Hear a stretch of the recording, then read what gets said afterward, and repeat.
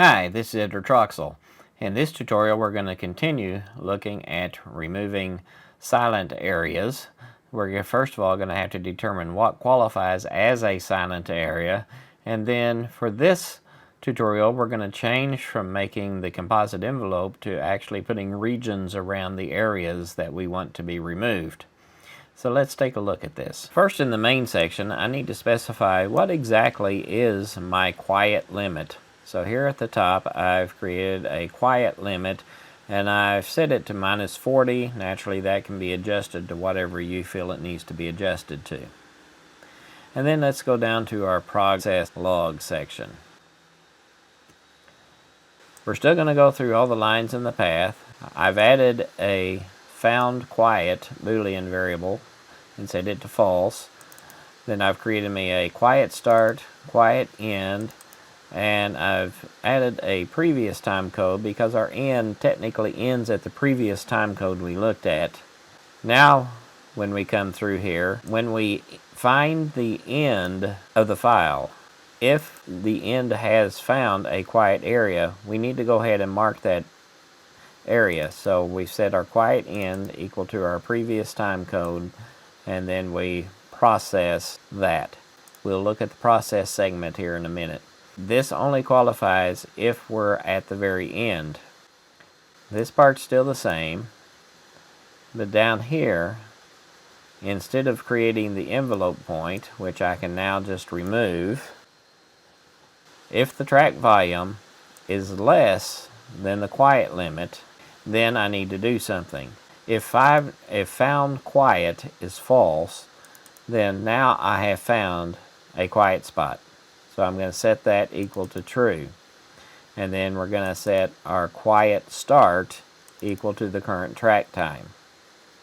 So this just handles if we found a quiet spot, but we have not yet indicated that we're in a quiet spot.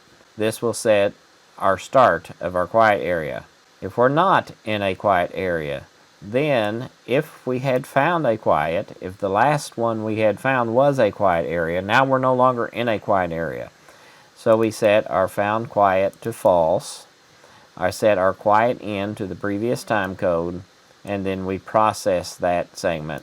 And then at the bottom, we're going to set our previous time code equal to the track time. So our previous time code will always be the previous track time. Now let's look at our process segment.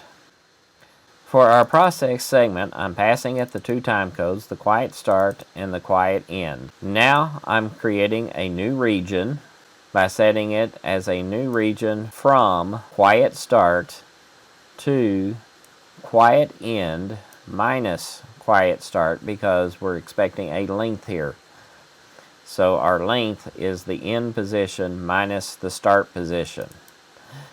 And then I'm just putting a label in here that says this goes from the quiet start location to the quiet end location. And now I'm adding a new region to the timeline. So let's run this and see what happens. So it generated the temp log, and then now we have regions for everywhere it determined it was quiet.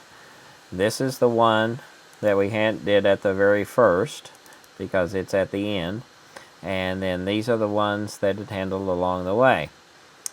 Now looking at this, I can see already that we have a few issues. First of all, like number 6 here. If we look at number 6, it's 0.091 seconds long. This one is 0.091. This one is 0.398. So the first question is, do we really want these really short ones to be indicated? I'm going to say that answer is no. So in our next tutorial, we're going to look at how to determine if a section is too small, and if it is, then we won't remove that section. But I see another issue as well. If we look and see where this one is ending, and we zoom in, it's ending after the sound has already started. Let's look at this one. it is ending after the sound has already started. And if we look at where they're beginning, it looks like the beginning is also a little late. So the question is, how much of an offset do we need to put on here to change this from being, say, from right here to more like right here? We'll look at that in the next tutorial as well. So the two things we really need to do is look at very short sections and then look at an offset. So we've got a start here where we've got regions around the section we found. They're just not quite in the place that we think they ought to be, and there's some there that probably shouldn't be there. So let's, in the next tutorial, look to see how to get rid of the ones that we don't want and how to adjust for the offset that is apparently happening when we are setting these regions, probably because the loudness log is honestly just slightly off in the time code. It picks it up just a moment too late, and so we'll set up a offset to try to correct that. See you in the next tutorial. Let me know what you think, and give me any comments, and subscribe. See you next time.